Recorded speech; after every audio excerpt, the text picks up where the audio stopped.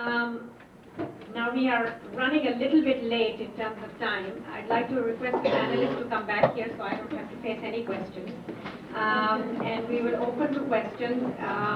There is a mic there at the center. People who have questions should line up behind it.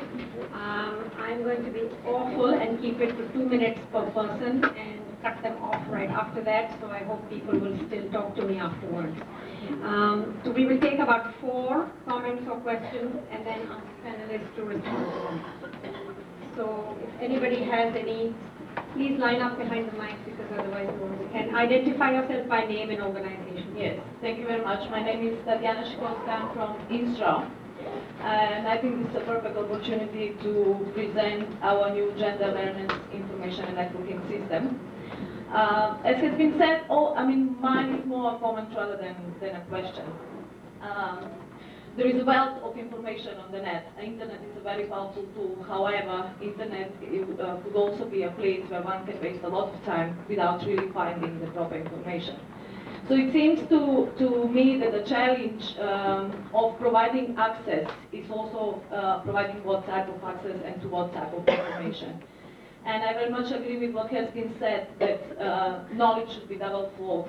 We should also get to know what indigenous knowledge is and bring that back to the policy making. So in view of all what has been said, and also because internet and new ICTs change the way organizations work and function, INSTROC has embarked on a process of changing its organizational structure and modality of work, relying predominantly on the new ICTs.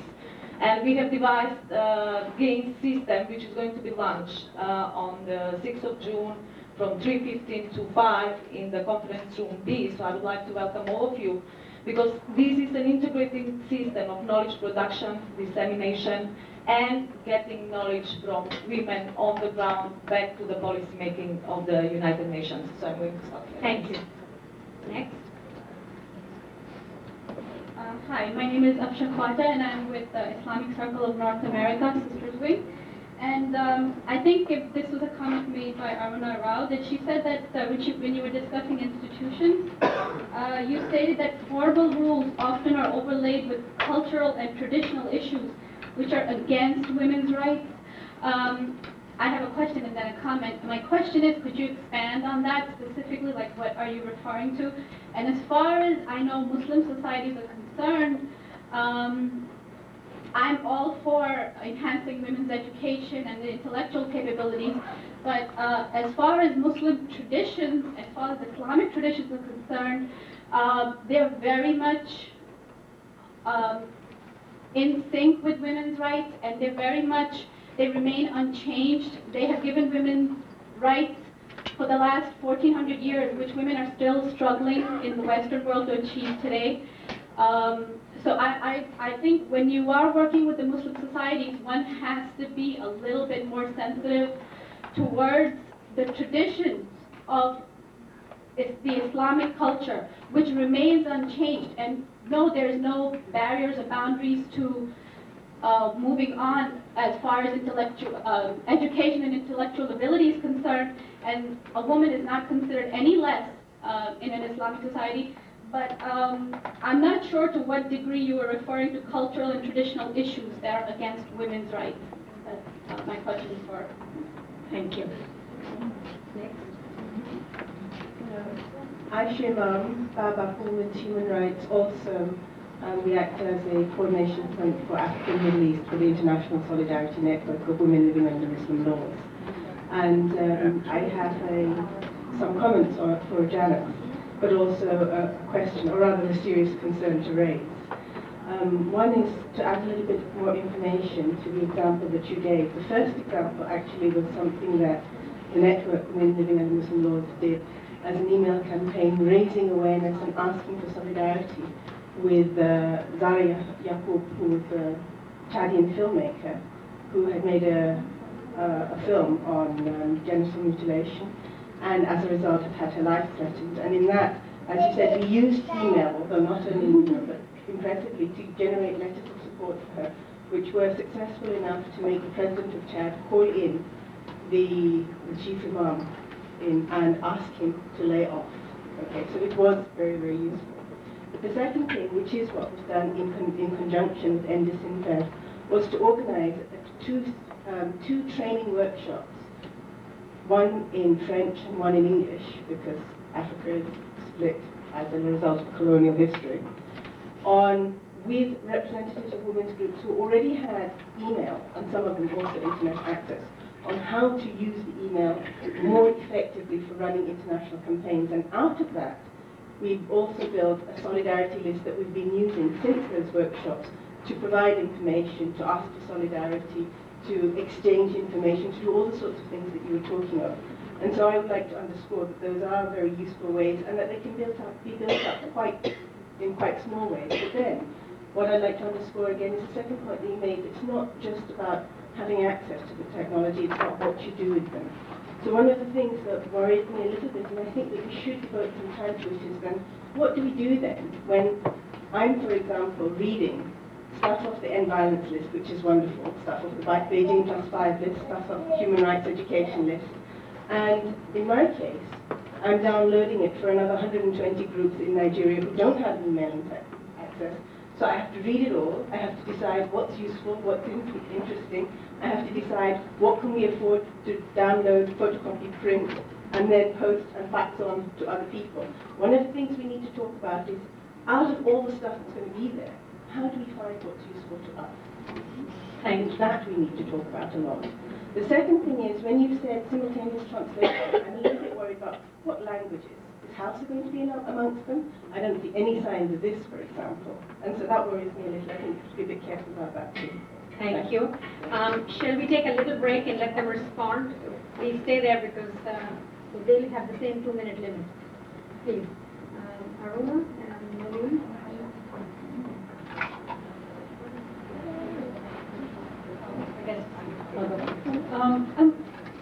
I'm sorry, the person who asked the question, and I just wanted to also get your name. What you said is wonderful, and Aishima was wonderful and absolutely right on.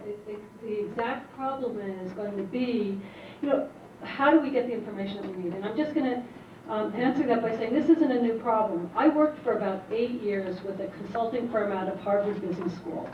And I spent a lot of my time working with CEOs of big corporations. This was in the early 1980s, thinking about how do you get the right information to these people? They were all men, so all these guys. And so the problem for them is exactly the problem now all of us are facing, which is there's tons of information coming in. How do we find the stuff that's really useful? And there are a variety of ways that people are trying to come at this. Some of those are to use human screens, or to say, okay, we're going to set this up, and this is how AOL does this. We're going to set this up so that we have people who review material and then make that material accessible to whoever asks these kinds of questions about this kind of information. There are other people who are working on electronic ways of doing this, so that they're setting up little agents, and the little knowledge agents are going to run around these little no-bots, and they're going to run around the internet so that if you ask a question, those little agents are going to run around, looking for everything, trying to figure out what is appropriate given your question, and come back and give you the information that you need. The reality is those two approaches are the approaches we've got now, and that we have to stumble along a little bit until those two are refined. But at the moment, I think that the reality of information technology is and always will be that human beings have to be a large part of getting data and information and turning it into knowledge, because knowledge is what we really want. And so there is going to have to be someone who can take that information and understand what people are looking for, and then refine it into particular areas. For example, if UNIFEM is thinking about setting up a global website on violence against women, for example, they can identify a lot of information that's really useful, and then you'll go to particular websites or particular places that you found are reliable in providing good, solid information that you're interested in. Thank you. Yeah, I think a couple of things I'd like to say. One is that the judgment call as to what is unequal is not, that's not something that's made universally, that's made locally. So whatever you look at, the question of whether this is useful for me and to our mission and to our work is a decision made by people who are engaged in that change process. So that's the first thing. The second thing is that there are, I mean, over the course of our work, you know, for the past 40, 50 years, we have been looking at societies across the world. We've been sharing information, we've been sharing our lives, we've been sharing our experiences, and there are a number of things, a number of features of women's lives that are common. And in many places, they are restrictive. One of the fundamental things that is that kind of a restriction, and that finds its way and is built into organizations of all sorts, is this real split between life and the rest, and paid work. And that is a fundamental value that becomes something that's embedded in organizations, that then gets embedded in job evaluations, for example. The notion that work, paid, productive work, takes precedence over everything else in your life. Aisha wouldn't be able to bring her little son here. Is a very, very strong notion, and it's one that has subsidized men's participation in public spaces in many, many societies. Now, I worked in Bangladesh for many years. I worked with BRAC, which is actually the largest rural development organization in the world, indigenous rural development organization. Bangladesh is primarily a Muslim society, although it's a secular nation. In BRAC, which is one of the most progressive organizations in that, certainly in that society and in the world in many ways, the social custom of devaluing women's voices found its way into that organization. Now, not because they're the rules, because that's the informal practice. So if they are sayings, and you know, if you think about it, you can think of 5 sayings that show you how women's voices are devalued. Better to have a cow than to have a wife. You know, I mean, it goes on and on and on and on. So these notions of inequality, they are socialized into us from the very beginning in many ways. And so they find themselves in our consciousness. And that doesn't, and the organizational rules may be that they should be equal participation, you should listen to everyone in a decision-making process, but what actually happens, you go to a BRAC office in an area and you find that when they're discussing things, women are sitting on the side, the men are discussing things. You know, these are the kinds of ways in which these values that are gender unequal get seeped into organizations in ways that we think, well, this is sort of the way it should be, this is the way it is, and this is what we need to change. Thank you, Rana.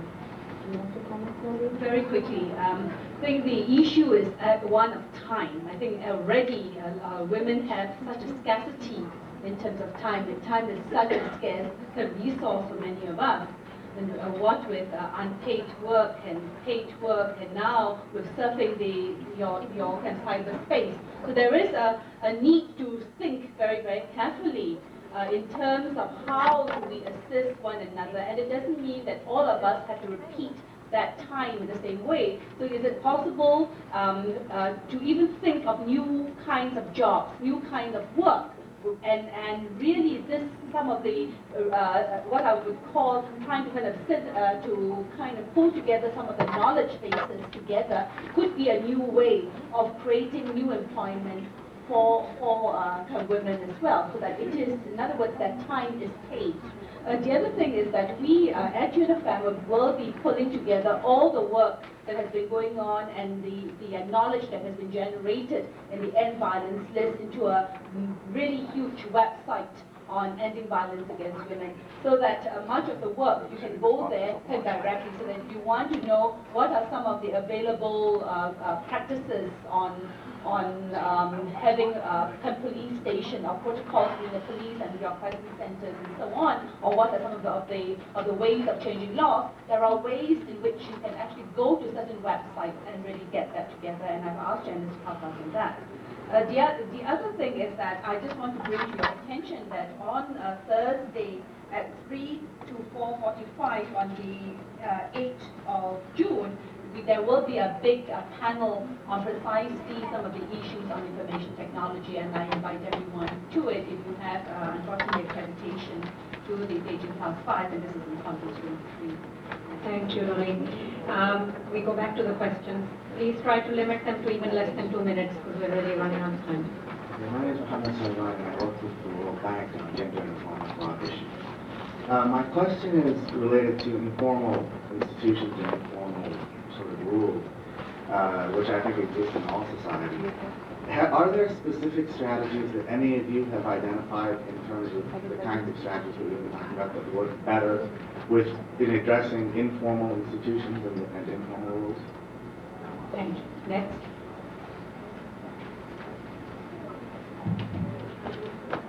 I'm working increasing Hope International with the assistance of Global Institute, Sister Hope's Global Institute.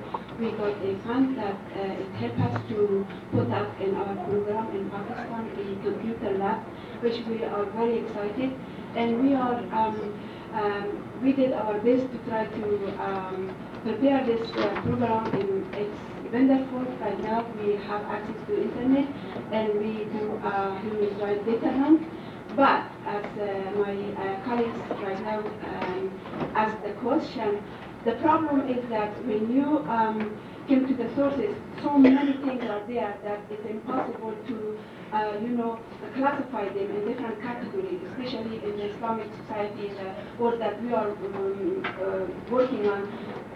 Some of the material we really don't want to have it and don't want to use it, and there are a lot of material that it could be very good tool for education training, for human rights training, all kinds of things. But they are not really available on that webpage, and it's not there.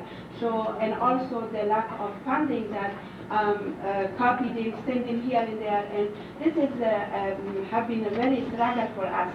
And I have the question for Janice, as other colleagues said the same question, how we can solve this problem. It's not easy. And translating also is not easy because it's only for different languages. It's not all languages, not translation available. So we really are looking forward to find some source that it's ease our work. Everybody is excited, everybody wants to use it, but they are there, but it's not available for us. You see, that's our problem. Thank you. Thank you. Thank you very much. I'm Meredith Tax from Women's World, and I have a question about best practices in relation to our own work in the women's movement and our own organizations, because while I agree with Aruna and Noeline that we want to make a different kind of power and we want to behave differently than we've been behaved to, I haven't noticed that we've been very successful in doing so. In fact, I've seen as many dysfunctional women's organizations as families. But perhaps this is only true in the United States. I wouldn't want to speak about any other country, but we could certainly use some help along these lines. Thank you. Last question.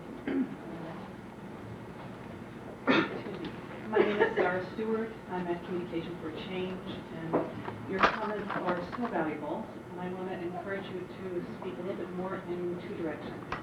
One is the new media and some of the less new media allow self-representation, and I think there's a very key connection between self-representation and empowerment. And so we need to ask, as information comes at us so quickly, who is communicating? It raises the access issue.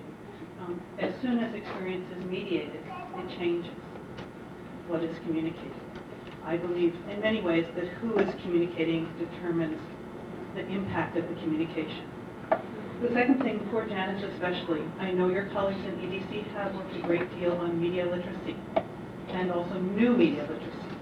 we need to question and think critically about everything we're receiving in the world of media, both mass and new media. So again, how we are represented, who's representing us, and how are we thinking and questioning the information that reaches us. Thank you.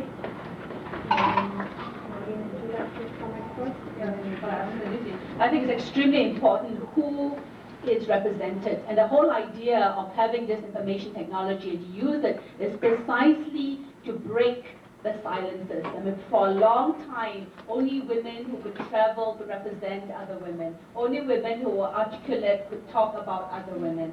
I mean, this is not even taking into account the mainstream media that don't even represent women. I mean, so I'm talking about even in spaces where women are represented, there are silent voices that need to be emerged.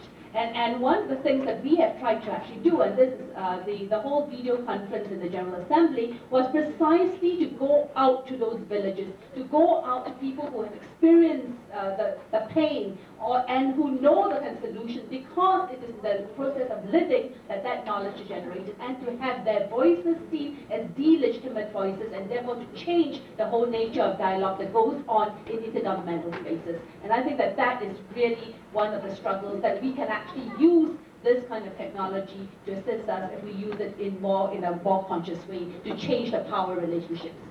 Thank you. Changing informal rules, because the informal rules pervade almost everything we live in. There are obviously there are many things going on that are trying to address this. Now, the kind of work that I do has focused on formal organizations. There is a book back there at the table, which has 5 case studies in it. It's called Gender at Work, Organizational Change for Equality. It has 5 case studies in it of people using the kinds of ideas that I talked about with methodologies that draw on, again, similar issues we've been talking about, surfacing silent voices, changing work practices so that they can actually get at some of these deep structure values. The examples in the book range from BRAC, which is this rural development organization, to organizations like CIMIT, which is a research institution, and including the Body Shop, which is a corporation.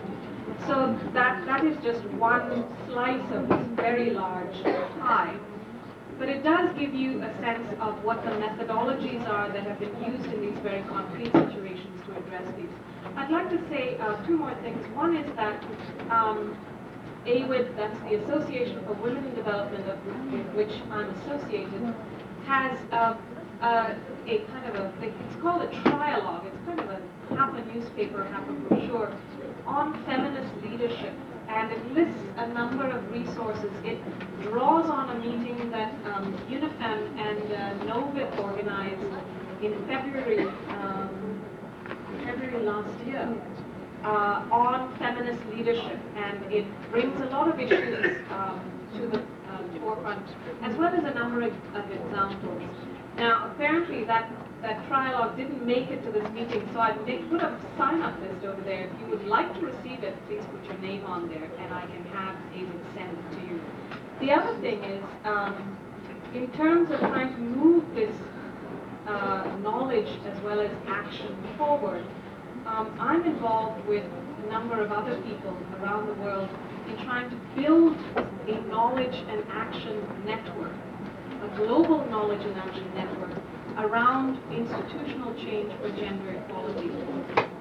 And that's beginning to get off the ground. And if any of you would like to talk about that or like more information about that, I'd be happy to listen. Thank you. Jen? Lots of great questions. The comment about self-representation is fabulous. That's exactly what we're talking about making change. If we can give women access to these technologies, they can present their own views, their own values, their own problems, because right now everything is mediated, and that's really key. But the problem we have is that there's 2 sides to that. One is giving women access to these technologies. The other is making sure somebody's listening And, I confess to being an economist by training, and I think of a lot of things as a supply side and a demand side. But I do think there's a thing about both sides of that. There's getting women access so that they can state their own view and their own values, their own world, and what they need. But there's also making sure that the decision makers who really have control over resources move over and let women get more control over resources and also hear those messages. So there's a real political part to it, which we could talk about for the rest of the day probably. Media literacy and the media literacy, it's true, EDC has done a lot of work in this for decades actually. And basically I guess all I'll say about that is that the problem is making sure that people don't look at these technologies and look at the web or look at a computer screen and say, this is wisdom. This is the handed down knowledge. Somehow, someone smarter than I put this on here and it must be true. What it's about is understanding your own reality, your own knowledge, and being able to filter what you see through that and use what's useful to you. And a lot of the training in that is getting people to speak their own stories, and we do it usually start with children, young children to do that. And through understanding what you say is true and how other people may interpret it, you can see how other messages can get interpreted or misinterpreted. Changing informal rules. We've also actually done a lot of work on this, and our fundamental experiences, and this is actually true both in corporations and NGOs and other groups. You can't change somebody's values and beliefs. I'll take that back. You can do it. It's very hard. It takes a lot of time.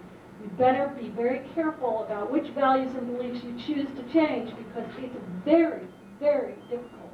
But what you can do is you can take those values and beliefs and reinterpret them so that they support the kinds of changes that you want. For example, you may have a bank. The bank says, we serve the community. But the bank also doesn't give any loans to women and small businesses. You can take that value that says we do this and interpret it so that they can see that they do the sorts of things that support women's rights, that they actually can fit their own values, and I think that's true in any society. And lastly, the very difficult question about, well, there's all this information on the web, and how do we get at what we really need? The downside of this, the bad news about that is, it's hard. You have to spend human time and human energy to find the things that are valuable, and then mark them and disseminate them, etc. The good news is that people have to spend a lot of time, a lot of energy looking for what's valuable. What does that mean? That means that's opportunities for women.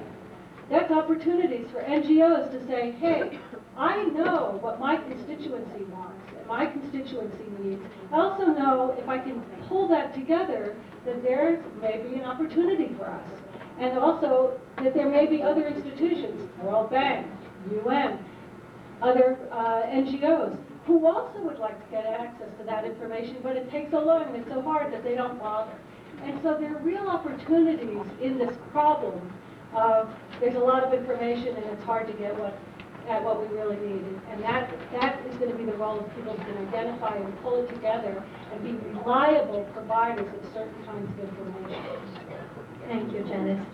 I'm just going to take the privilege of being the facilitator to answer one question which has been circulating, which is how do you get decision makers to listen? Most parliaments are now going on the web, and there are also individual email accounts of members of parliament.